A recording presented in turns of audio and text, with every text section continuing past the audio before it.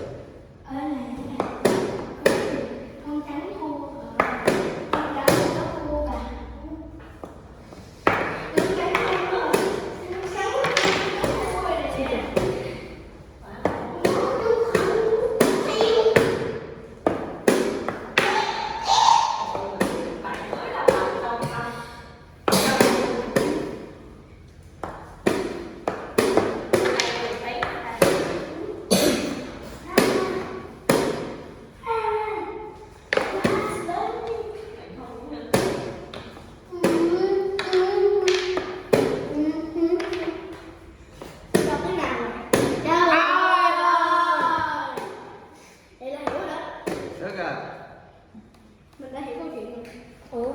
Mình đã hiểu câu chuyện rồi. Ủa vậy? Mà vui cười. Không còn gì để chơi. Không còn gì để thắng.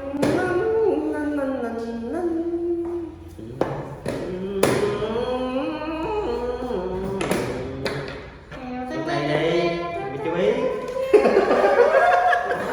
Bắt tay thôi. Bye bye.